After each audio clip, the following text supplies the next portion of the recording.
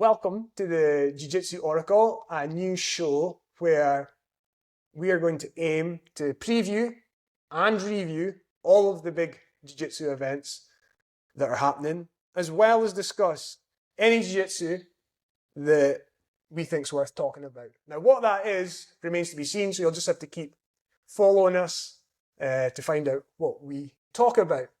So who are we? It's probably the best place to start. Who are you? I'm Calum, a Jiu-Jitsu competitor at SBG Aberdeen. I'm Ross, head coach at Jiu-Jitsu at SBG Aberdeen in Scotland. We're coming to you live from our bespoke studio in Aberdeen, Scotland. And we're going to start by previewing the first major of the year, which is taking place as we record on the 23rd of January. The IBJJF Euros in Paris. So we're going to essentially run through who we think are the ones to watch in the black belt adult divisions which take place at the weekend.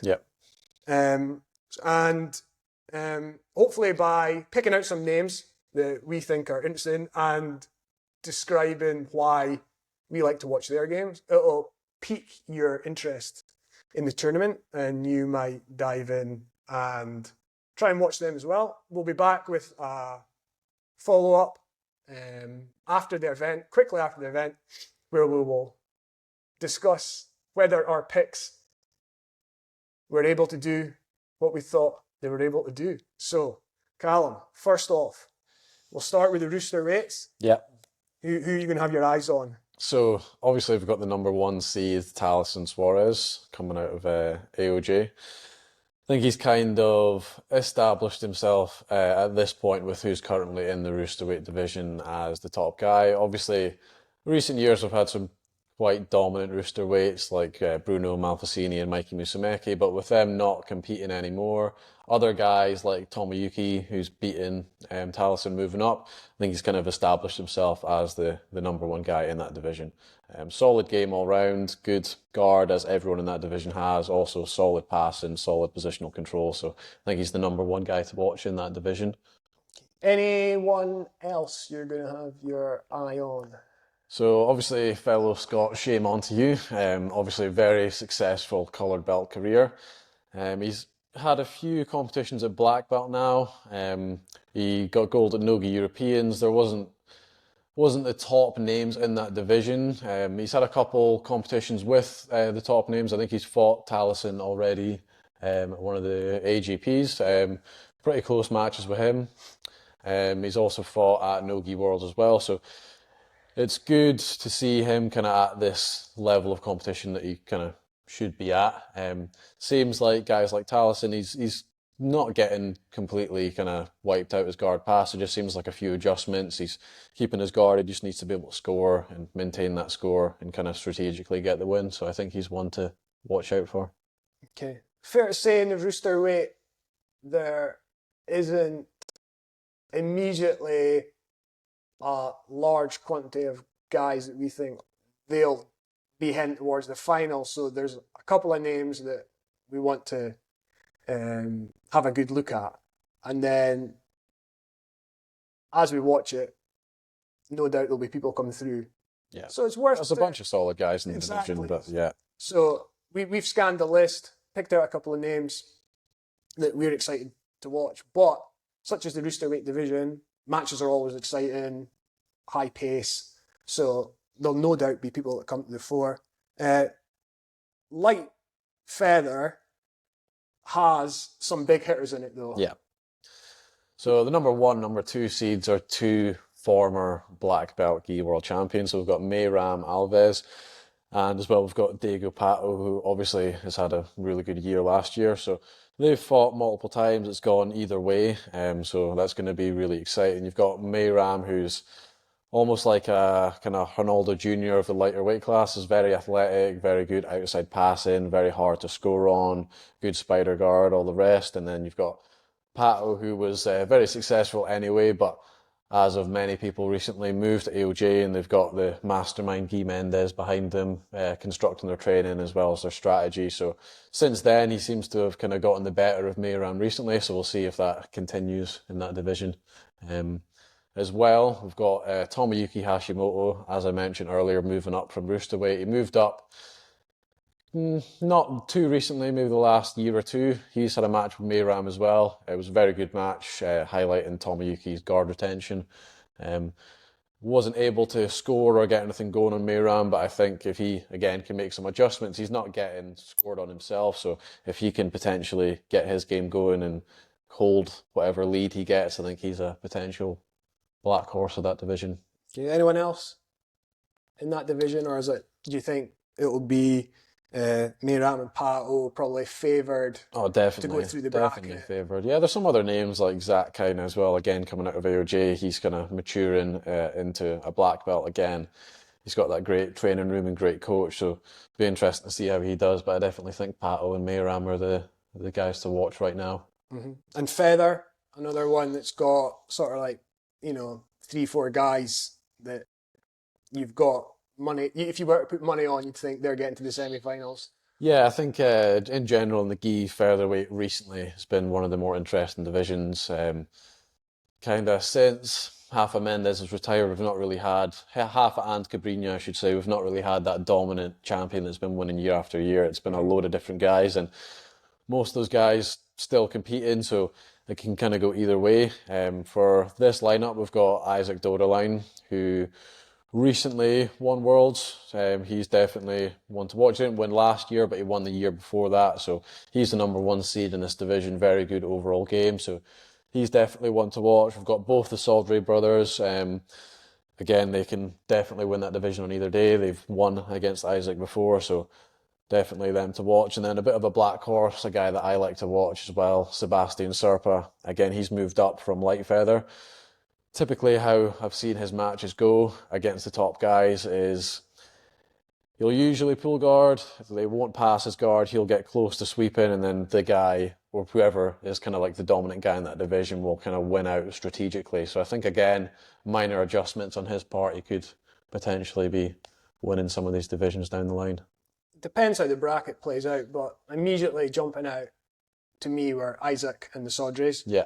And then there would be one more coming through that gets to the semi-final. Yeah. So it may well be your pick there. Yeah, and again, it could be any of these guys. We just have to wait and see, and we'll discuss that afterwards as well. Yeah. Moving up to light, couple of names immediately sprang out to me. Espen Mathisen, who's been very successful recently. Just won another match very recently against the other guy to watch in that division, Pablo Lavaselli. So that's it's interesting. That match was kind of structured a little bit differently to IBJJF. So there was 5 rounds. I think it went the full 5 rounds. It was a very close match. So Espen ended up taking that. Obviously a different format to what we're going to see at Europeans, but you have to give Espen the edge just because of they just had a match. Obviously, he's got that mental edge of just winning. Again, Pablo coming out of AOJ, we've always got to talk about that mastermind Guy Mendes. He could very well make some adjustments in his strategy that could come through. So that'll be very interesting to see for that division. And the other name I was going to mention before your analysis was Elijah Dorsey. Yeah, coming off of a great performance at ADCC.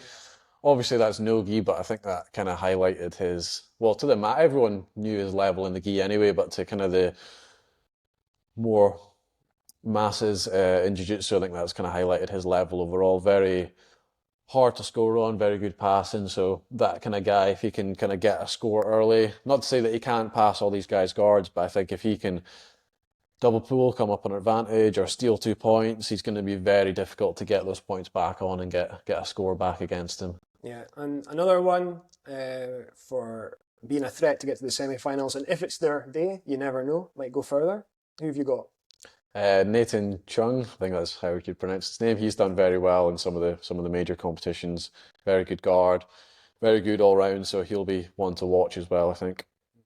Moving up to middle, I think we've got 2 names that lead the way in this. Yeah. So number 1, we've got Andy Murasaki. Andy's a really interesting one for me. I think has it not been for Tynan and Jonathan, so through a lot of his black belt career, he was competing at lightweight, doing very well, winning most stuff aside from Worlds when he was running into Jonathan. Again, at Pans as well, a lot of the times he was running into Jonathan. It seems like Jonathan's got his number. And then recently he's kind of moved up to middleweight, and then Tynan seems to be getting the better of him. But I think his kind of situation, if it wasn't for those guys, he would definitely be a dominant champion. He's won majors at black belt. He's not managed to win Worlds yet at black belt. But if you look at some of the other matches he's had, especially at brown belt, like in the absolute division, I've seen him against Mason Fowler, way bigger than him. He completely positionally dominated Mason. So I think definitely he can win, but he's got a tough number 2 seed to take care of, and that's Mika. Another interesting storyline with that is obviously he's coming off of his suspension for doping. So what do you think of that? What, that he got suspended for doping? Coming off of that, is he still doping? How is that going to affect his performance? I think we've seen Mika compete recently, and continues to be very dominant. He was competing in other competitions away from the IBJJF, so but he's been active, so it's not like he was suspended and therefore completely inactive. Yeah, he's been doing other competitions outside where his suspension was in the IBJJF. So I don't think there's going to be any rust, as it were. Yeah. He's looking sharp. I would say all round, in every aspect of the game, he might be the best in any division in the world. Agree. So, from that point of view, you'd have to say he's favoured to win. And again, I do like Murasaki. I think we're getting towards what I'd say is like tipping towards the heavier divisions, but like before we're into the bigger guys, I would say Murasaki has a top pressure game that is very, very strong, particularly like before you're getting towards like true heavier guys. So I think I always like to see that in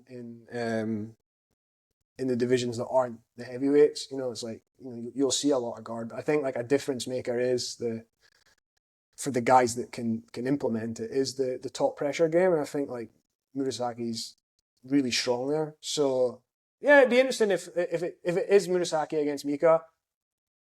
Mika's not shy about pulling guard. Murasaki's not shy about being on top. Could make for an interesting battle, but I'd have to say that like Mika's threats all round are just probably going to favour him against whoever he competes against. Yeah, I agree. Okay, so like now we're heading towards the bigger guys, getting to medium heavy. But there's still some guys here that move around incredibly well. So like the first name that jumps out from that point of view would be Hugh Anderson. Yeah. I'm really looking forward to seeing him again. Yeah, unbelievable athlete. Very movement based in his game. Seen some ridiculous highlight reels recently. The one that springs to mind is against Faris, who's also in this division. It was a recent match, just straight away judo throw into an armbar about 5 seconds into the match. So that's the kind of danger you're dealing with Hugh Anderson. In some of the bigger competitions, it's interesting because there was a division in IBJJF London maybe last year, and that middle heavy division could have easily been Worlds. It was absolutely stacked. So you had Hugh Anderson in that division, you had Faris, I think you had Tarek, and I think you had who just beat Tynan at Worlds? Jansen Gomez. Yeah, he was in that division as well. Jansen, obviously, that same year won Worlds, and Hugh Anderson won that division. That division easily, obviously there was a few names missing, but like 80% of the way to be in a black belt Worlds division, and he won that division. In the major competitions, though, I think you've noticed that some of the more experienced guys have been able to slow his game down, and he's been a bit frustrated by that. What's your Yeah, I just think analysis of that. he's an incredible athlete and mover in jiu-jitsu. You know?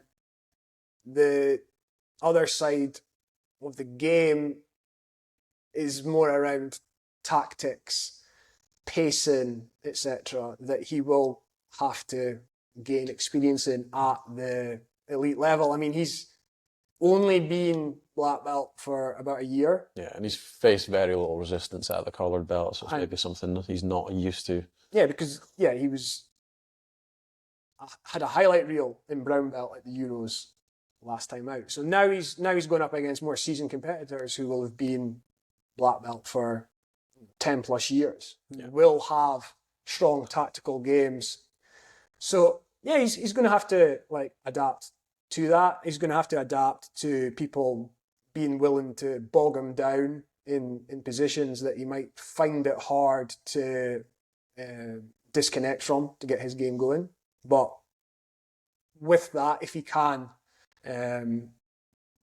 get back to where he's strong, I mean, in a movement-based kind of like shootout scenario, he's just, at times unstoppable. Yeah. And he's always just like a couple of seconds away from, a submission, which is why he's so exciting to watch. So yeah, super excited about seeing him. And yeah, Faris, we're based in the UK. It's always good to see guys in the UK at the top level competitions being a threat. Yeah. He's come through in the last year or so, started to do very well at black belt level and being a competitive threat. So yeah, it'd be exciting to see him as well. Up one division, two absolute seasoned veterans of competition will probably be favoured to meet each other in the final and have another match against each other. Yeah. Yeah. So who are we talking about? So we've got Felipe Andrew. Won a lot of big competitions at black belt. He does a lot of IBJJF competitions in general. At the end of the season at Worlds, they give out awards, and one of the awards is like the overall points rankings. He wins that quite a lot just because of the amount of competitions that he does. So very seasoned athlete, very well-rounded. He's got amazing passing, as most people do in that division, also an amazing guard. He's actually got very underrated wrestling as well, and very strong submission threats with his double sleeve triangles and his ankle lock as well, which he's known well for. So very well-rounded and threatening and seasoned. So yeah, and then Adam Wardzinski, who's the other guy we're going to speak about in his division, probably falls into that same category. Yeah. Right? So veteran, loads of experience, and has a distinctive game. Threats that are coming, but like Felipe Andrews' triangle, doesn't really matter if they're coming because he can still hit them. Yeah. And with Wardzinski, we're talking about his guard game, which is always a pleasure to watch. Seeing someone in the bigger divisions being able to sweep people. I'm always wary about using the phrase effortlessly because I know the amount of effort that goes into getting these things, but it's just so smooth, so graceful, so well timed. Yeah. Probably the best butterfly guard we've seen in the gi divisions, potentially since Marcelo, to be honest. Yeah, fantastic. And like I said, every competition, he's hitting these like single butterfly hook sweeps. And everyone knows they're coming, and they still happen. Yeah. Beautiful to see. But I would say on Wardzinski, I think he is much improved at the top side of the game. So sometimes in years gone by, you would see him get into sweep for sweep scenarios, and it's scoring 2 points to each person, and then whoever scores the last 2 points wins. Yeah. But I think his top game now is up there, like really, really strong and top, getting to mount, getting a lot of finishes from there now. So, and that's, he's a threat in any major, be it the Euros, be it the Worlds, to go all the way. Yeah, definitely.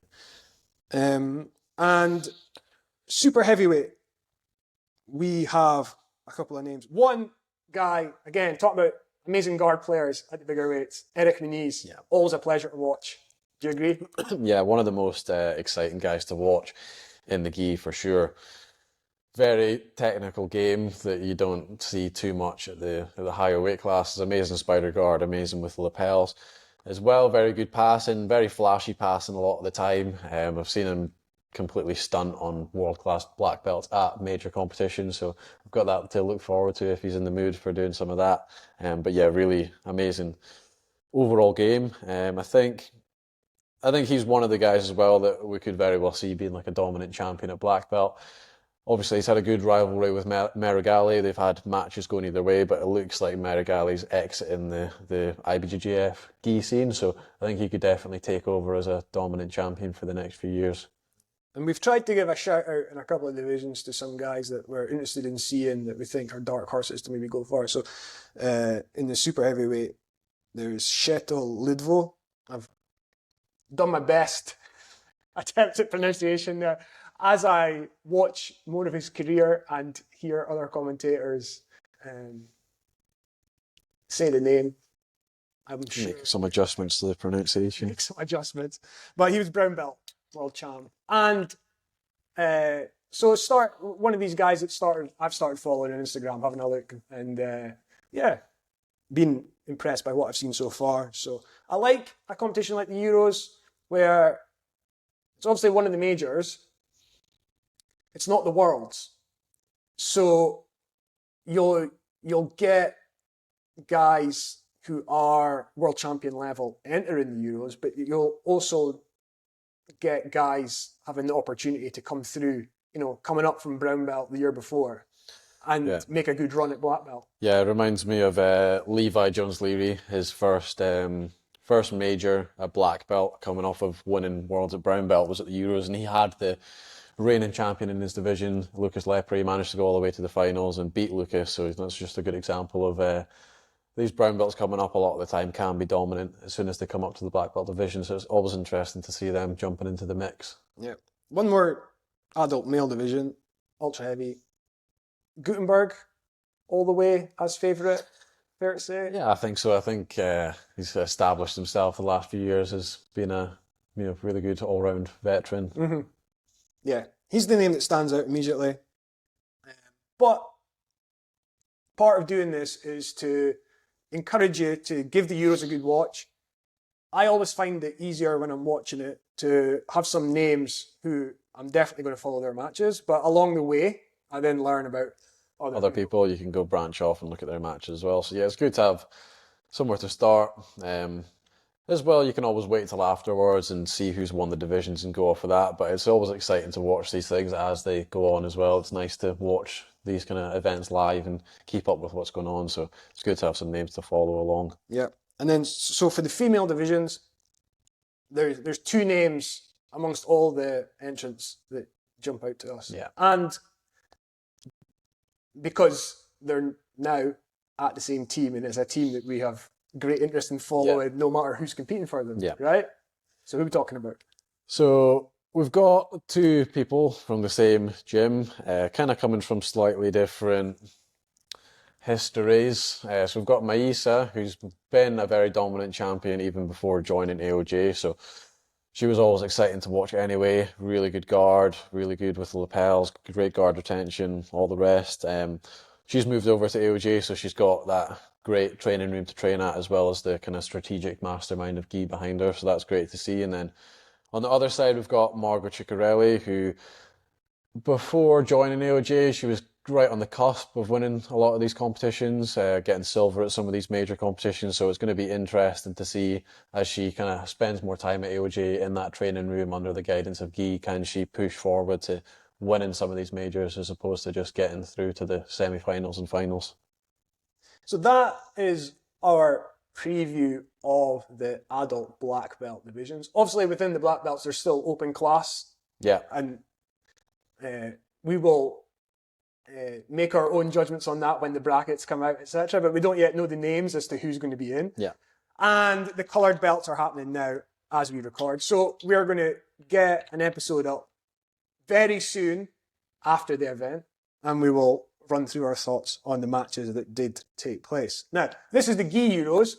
Not too long ago was the no Gi Euros. Yeah.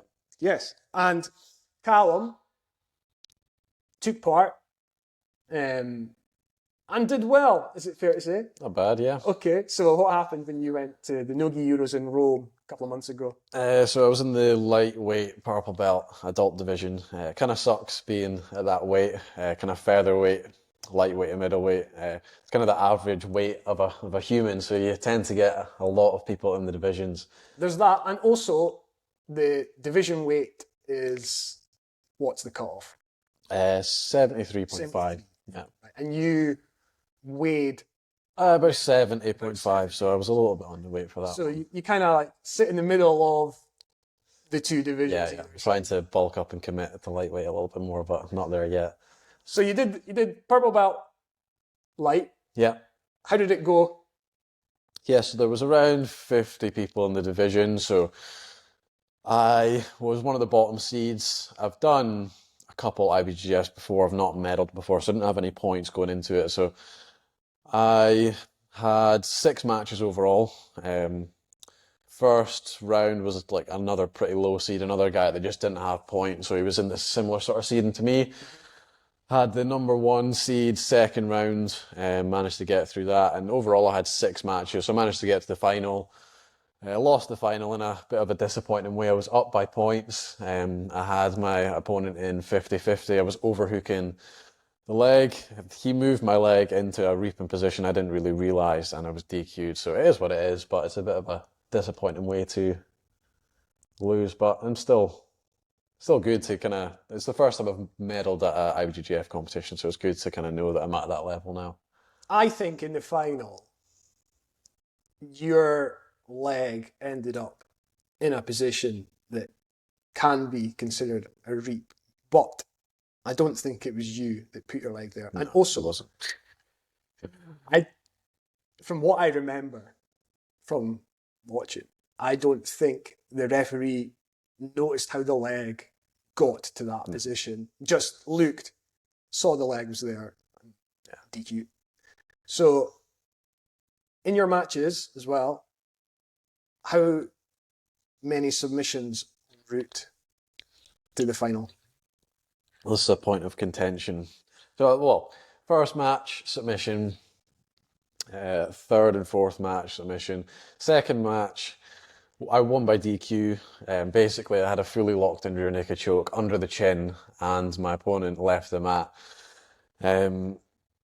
I would personally count that as a sub. I don't really think it gets any closer than a rear naked choke under the chin, fully locked in. So 4 submissions, I would say, and then I won the semi-final by a close ref decision. To be fair, that could have went either way, and then lost myself in the final by DQ.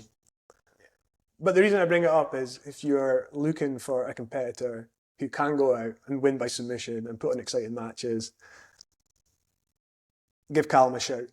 Get in touch with the show.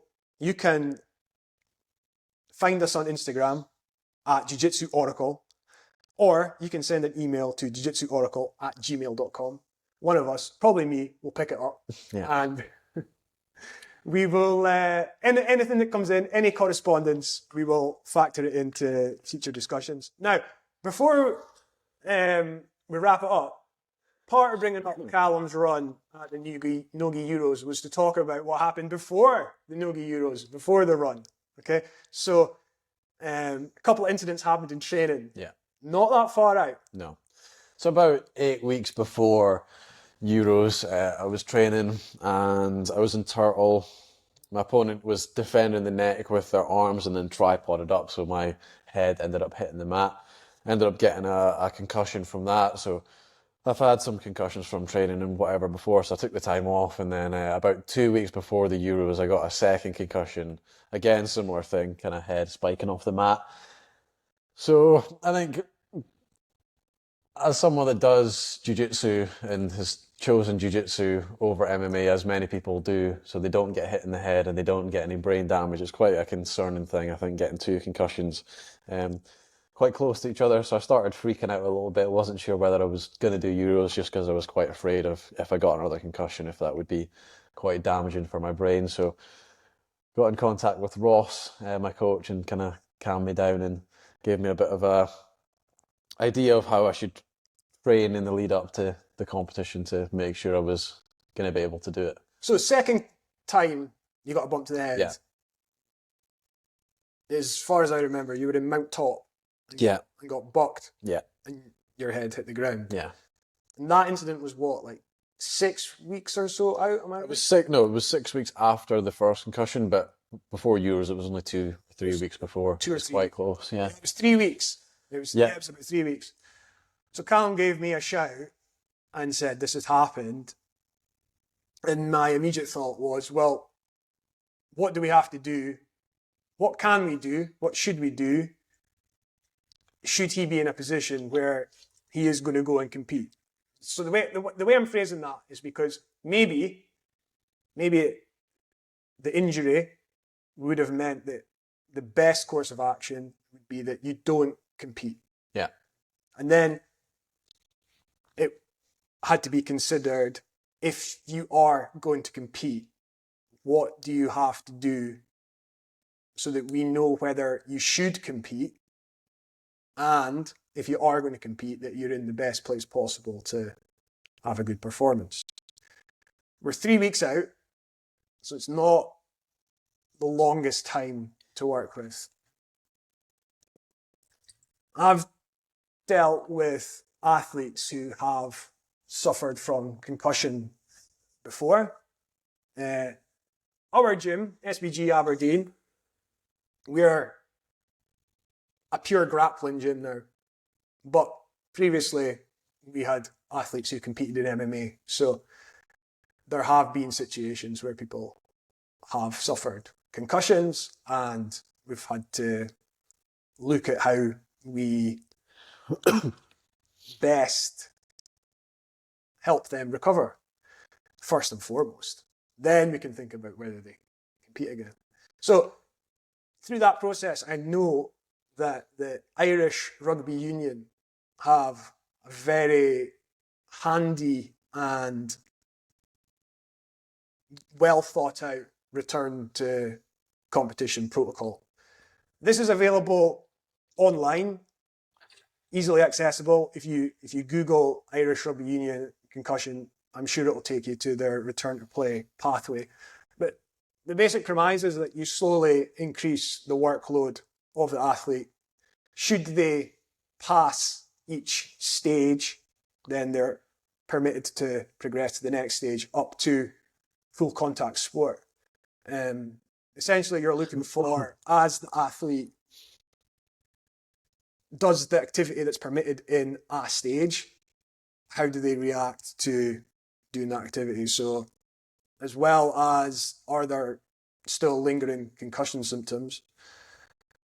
You're also trying to assess other factors like their heart rate, how are they responding as an athlete to like the strain and stresses being placed on their body. And it starts off gentle, and then it progresses towards, taking part in the sport again. Yeah. So, along with that, there was some considerations that we put into your training. Right? So when you remember returning to train after we first worked a pathway through the 3 weeks, what were you doing? My first session back was with one of my long-time training partners, Scott. He's around the same size, a little bit lighter than me. Good guy to grab if I want to do some light training. So we just kind of drilled, but with very little resistance, and kind of just went through the motions. I felt good when I did that training session, so that kind of gave me a bit more confidence to go into heavier training sessions. I think I maybe did 1 or 2 of those, but the thing was, I wanted to get at least one session where I was kind of rolling close to full pelt, just to kind of make sure I was able to do that before going into competition. But I think with an athlete, I know you want that. I know all athletes want that. Yeah. But you've got to pace getting there, because one misstep and you can be back. You can be past square one, because if you get another concussion on top of a concussion, that's when it can get really serious. Yeah. So you ask the athlete to do an exercise like that first. So it's low stress, it's just focused more on the movement, there's no real resistance. they can come through that, give you their feedback, and you say, okay, that sounds good. We're getting to the point where we can progress to stage 2. But it's easy as an athlete to get excited by like the positive result of drilling light and then go, oh, I want to train full contact. And it's like, no, if you only get one full contact session before the event, that should be enough to fill you with the confidence that you're ready to go. So that's generally what we were trying to get Calum to. My thought as a coach was we just need to get him to the dance, and then he's got the jiu-jitsu where he can do well. But one little misstep along the way, and then you're not getting to the dance. You know, you're not going to fly if you're suffering like a concussion. So there's no going to Rome. So that was the first. And then, so as we started to increase the load, we'll say, there was considerations I was taking in the room as the training was happening to make sure that there was no setbacks. So what I was looking for was for Calum to be very proactive in the partners he was picking. And it's not a slight on anyone who he didn't pick, but if you're involved in training a sweeping motion and the person turning you over at the ground is 40 kilos heavier than you, the risk of something going wrong is more than if it's somebody around your same weight. Yeah. So motions like sweeps, etc., had to be trained with the correct training partners. It didn't really matter if you're on top and the guy on bottom's just playing to recover guard and there's no threat of you being tipped over on your head, right? So again, like it wasn't like just training only with 2 or 3 people. It was we could reach out and get more bodies, but it's just you've just got to be very careful with who you're picking and what you're asking them to do to you.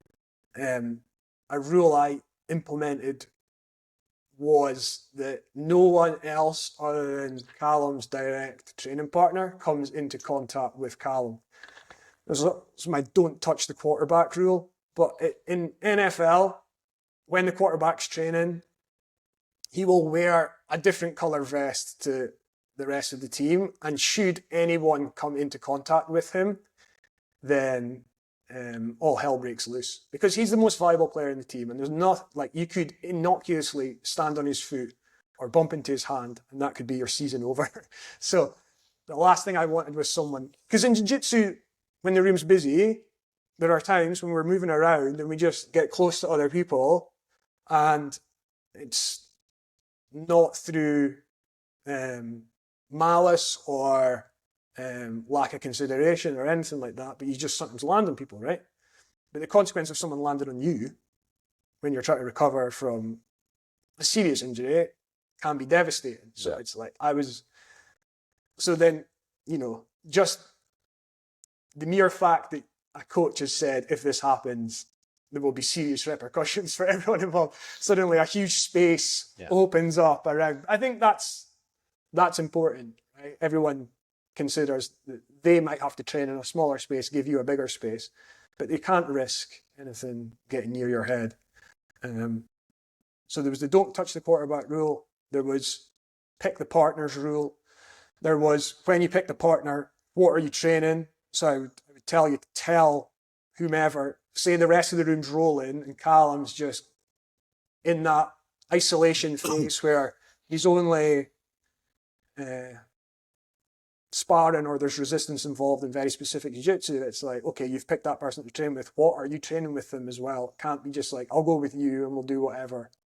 So you just have to be more focused, more specific, and it can take a little bit of fun out of the training for a couple of weeks. But at the end of it, it's about getting to a competition and performing well at that competition. And then you come out of that and you're fit and healthy and all's well, and you can get back into just regular training. But the reason I wanted to chat about that is because I think it's worthwhile, if you're a coach or an athlete, having protocols around about concussion, because it's an injury that can be devastating, that can end careers.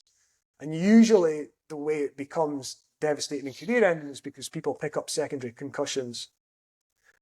So you haven't recovered properly from the first, and you get another one, and that's when you start like really struggling, or you can, like the effects of it, you can really struggle with day-to-day life, never mind like whether you're going to do jiu-jitsu again. So treat concussion seriously and get as much help as you can with pathways. I recommend following rugby teams or NFL because they're sports where concussions have been prevalent, and they're ahead of jiu-jitsu in finding pathways to help athletes return to training.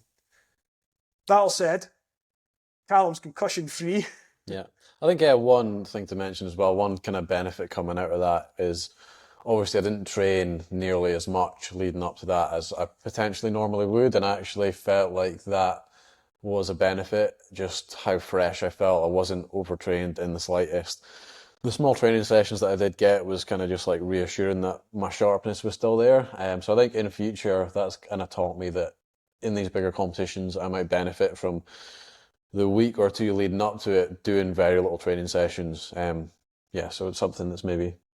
because I think from my perspective, it was that your jiu-jitsu is good and it's good enough to do very well at that competition, and pushing through 2 or 3 extra weeks of hard training prior to the competition wasn't going to really make any difference to your overall level of jiu-jitsu. It's like the equivalent to me would be like cramming before an exam. I mean, really the exam's testing your overall knowledge in the subject. You should have that knowledge anyway. You shouldn't have to like become obsessed with learning the subject 3 weeks out because you haven't done the work previously. So like you've done the work previously over years, and then so the last 2 or 3 weeks should be about fine-tuning and sharpening. It just was slightly different because we had to fine-tune in a way that was allowing your head to recover. Yeah. But the principle remains. And I think that's like, if you've gone through that process and treated it as a learning process, it was a learning process for me as a coach, it was a learning process for you as an athlete. It's like, we've gone through that, and not only have we learned about concussion, but we've learned about prepping for comps as well. Yeah. So there was some positives to come out of it.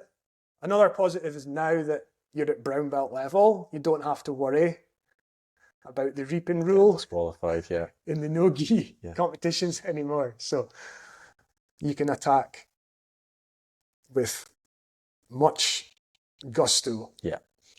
Reaping legs.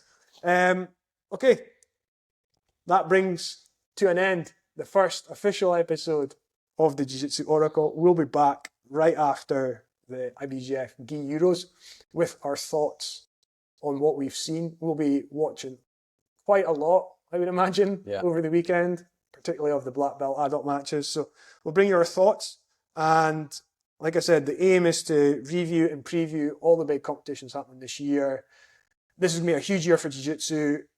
The standout event in the calendar is the ADCC World Finals. They're going to be the biggest world champs ever in Jiu-Jitsu. So stick with us. We'll take you through all the trials, all the build-up, and we'll hit any other big comps along the way.